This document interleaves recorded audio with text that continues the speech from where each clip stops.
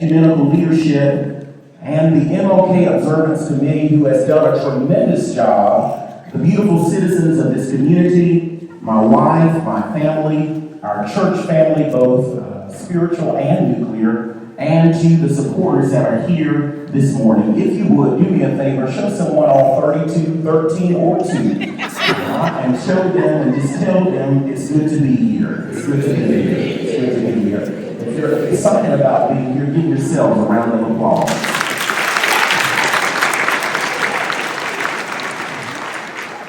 I am indeed honored to stand before you this morning as the keynote speaker for today.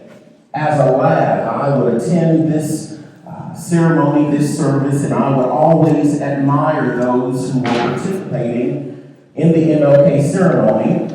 And interestingly, my first opportunity to share in a public setting outside of our religious context was right here at what at that time was Hutto Middle School. And Miss Constance Hamilton, I believe she's here this morning, and Miss Tynese Butler, who were educators here at Hutto Middle School, afforded a country boy like me an opportunity to get a microphone.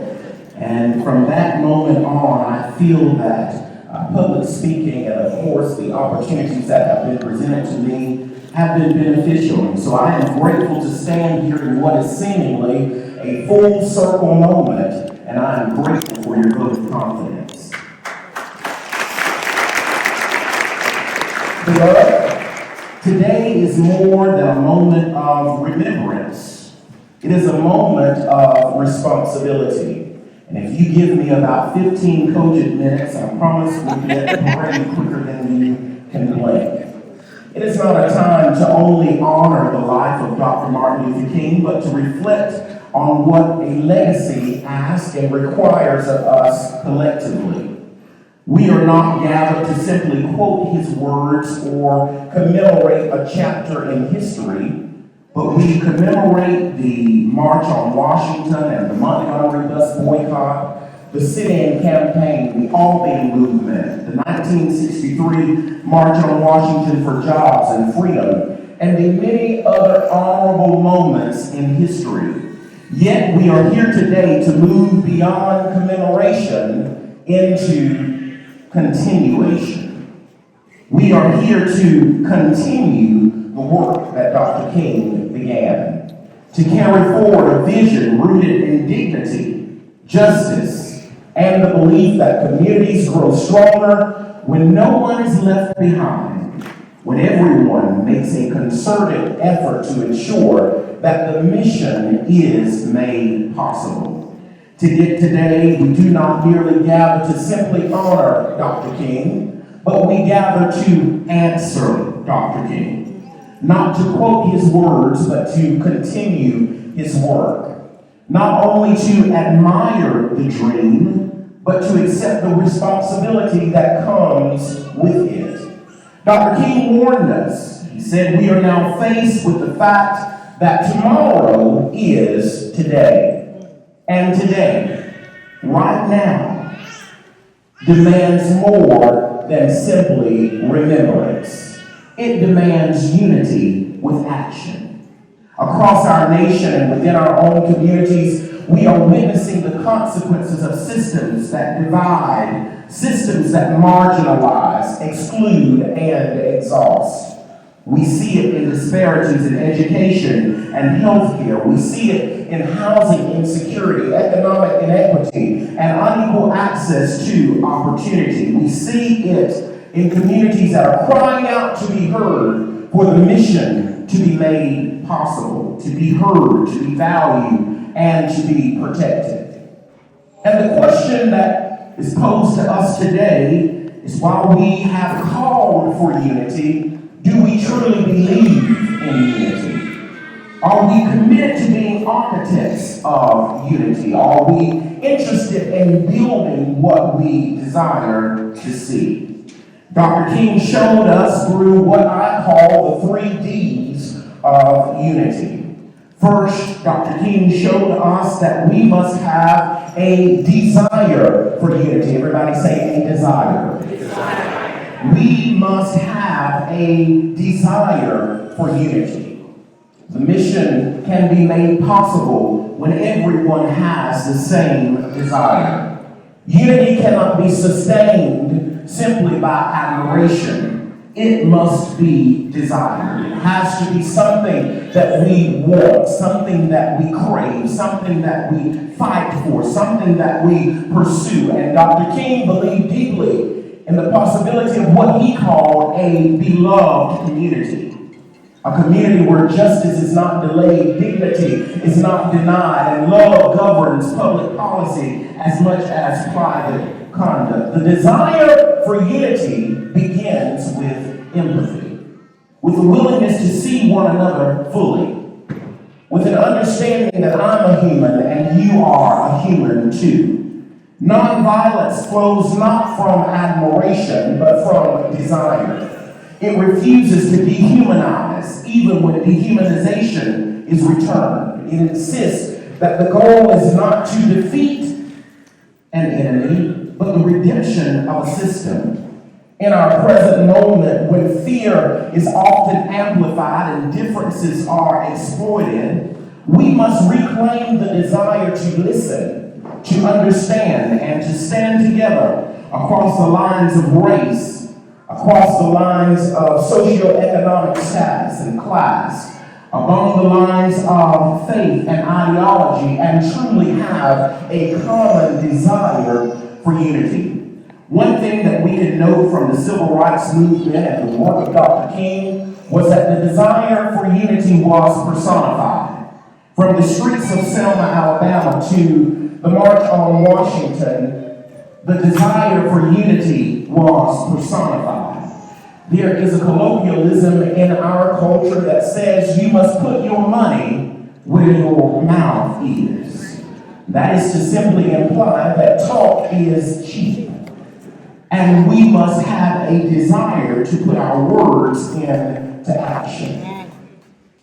Unity does not mean uniformity. It means finding the commonality of humanity and shared responsibility. It means lifting up my fellow brother or my sister. It means building a community where not only I can prosper, but you can prosper as well. It means that I scratch your back and you scratch mine. And if I eat, you eat. And if I shout, you shout. And if I sing, you sing. We all are unified. But again, there must be a desire for unity. Everyone say once more, a desire. Desire. Secondly, there must be a demand for unity, and I'm almost done, believe it or not. We must get to a place where we decide that number one, we have a desire for unity, but secondly, we must place a demand on unity. I'm a preacher by trade. Before I was an educator, I was a preacher. So all right. I'm trying to be political this morning, but if I cross the line, just be with me. Is that all right? All right. All right. We must understand that we must place a demand for unity. When we place a demand on unity, it means that it is not optional, it is required. Dr. King understood that unity was not a sentimental idea, it was a moral demand. In the face of segregation, voter suppression, economic injustice, and state-sanctioned inequality, unity was not about comfort, but it was about survival. Nonviolence, as Dr. King taught, was not passive, but it was disciplined resistance. It demanded courage in the face of brutality and moral clarity in the midst of chaos. There was a demand in the civil rights movement for unity. And beloved, there must be a demand in the year 2026 for unity. Today, that demand remains. There must be a demand because when communities face inequitable school funding, unity is demanded. When access to health care depends on the zip code and your socioeconomic class, unity should be demanded. When black people are gunned down in the streets of American cities and murderers walk free, unity is demanded. when ICE agents can shoot and kill an American woman with little repercussions, unity is demanded. You don't like my talk, but when marginalized voices are silenced and criminalized, and black and brown children do not have the same resources that their peers may have, unity is demanded. Talk, sir. And if we sit by and see a demand for unity and we do not use our voices to advocate for unity, you, my friends, you, my brother, you, my sister, are a part of the thing that keeps us divided.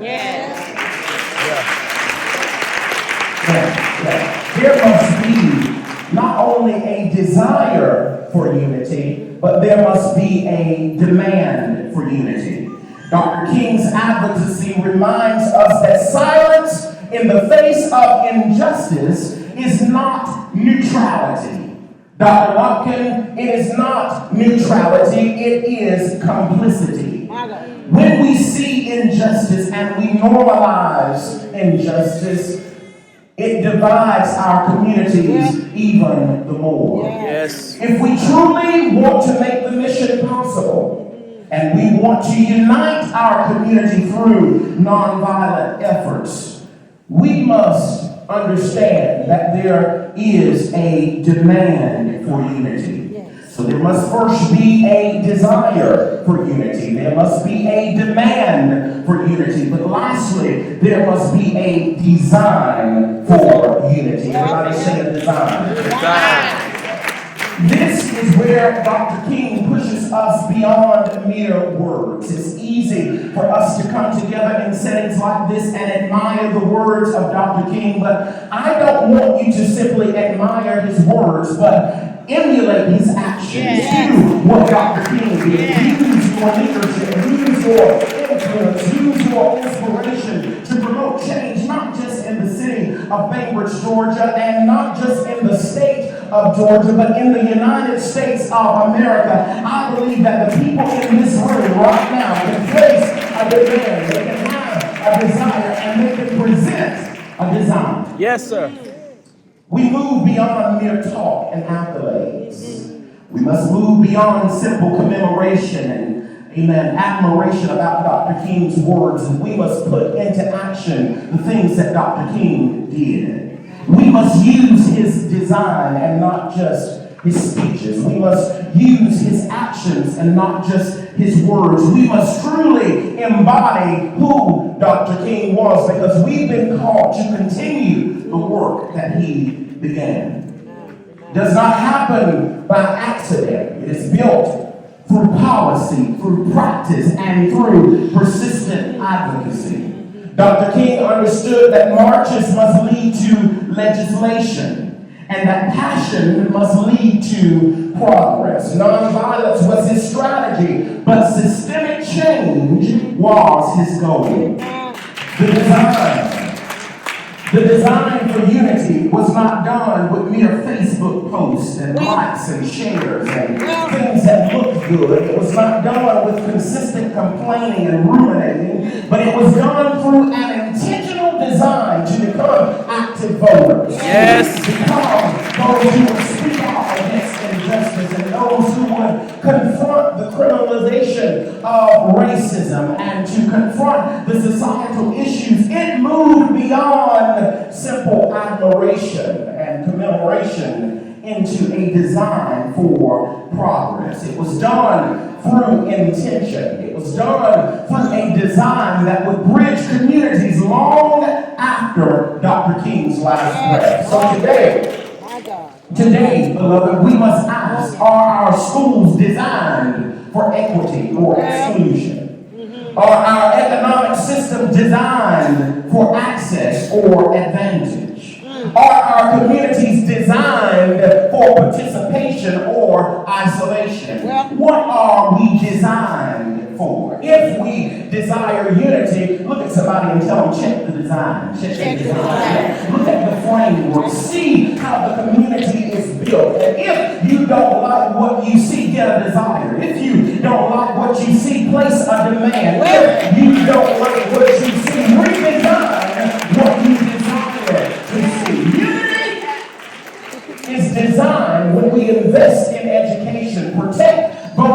rights, reform unjust systems, expand opportunities, and ensure that not only the affluent but marginalized communities are included, and not only included, Ms. Bryant, but empowered as well. Yeah, we need a new design. Look at somebody and tell them we need a new design. I'm encouraged, praise God, that, let's see, I told you a crossover. I'm encouraged today, Dr. Douglas, because a few months ago, I believe the city of Bainbridge decided to change the design. And we made history by electing one of the first. I believe we can celebrate that one of the first black women to serve as mayor for the city of Bainbridge.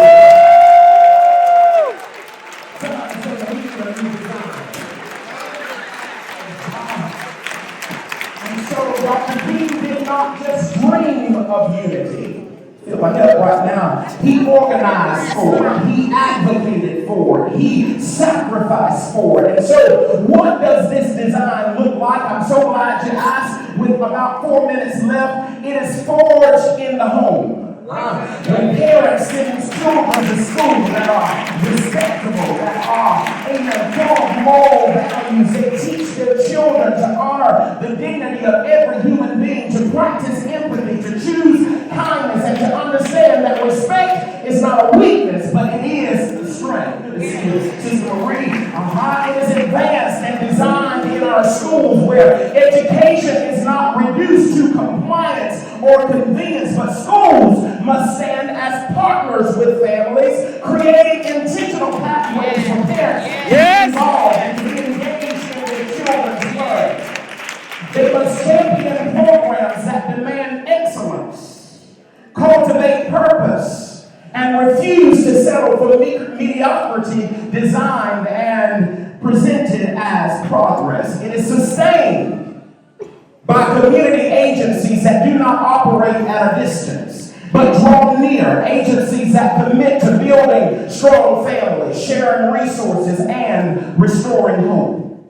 Agencies that recognize that healing the community requires investing in the broken, investing in the overlooked, investing in the forgotten.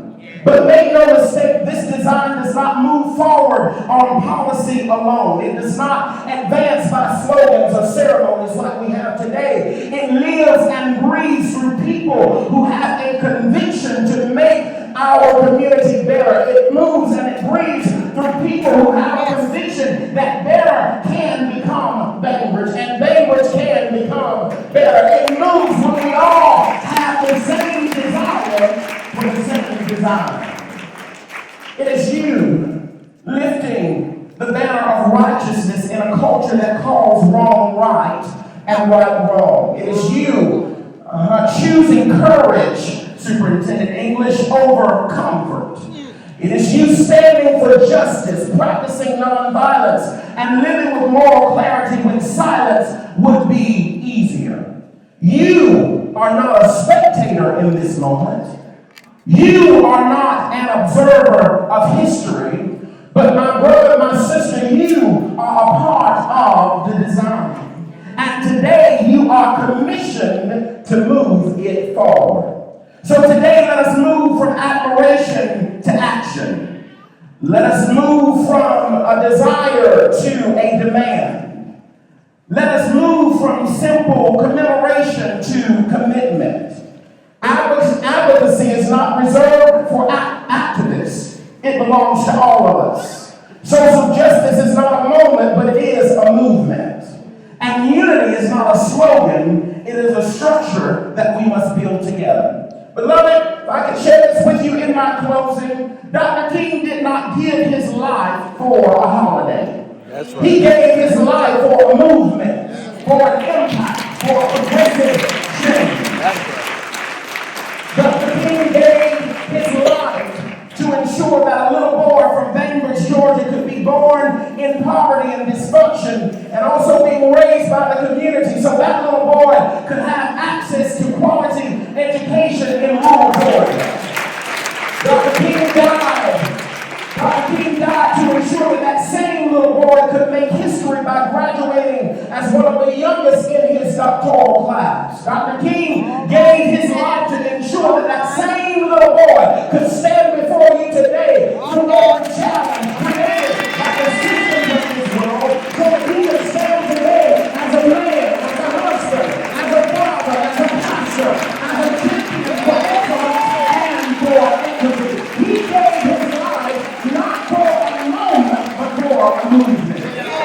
A movement that says we will confront injustice even when it implicates us. We will expose corruption even when it benefits us. We will sanitize the wound because we are committed to healing and not hiding. I'm almost done. This mission is possible, not because the work is easy, but because the alternative is simply unacceptable. I came to let you know this morning, favorite, that it is a new day, that it is a new time, that it is time for us to desire better. Yes, sir. It is time for us to demand better, and it is time for us to desire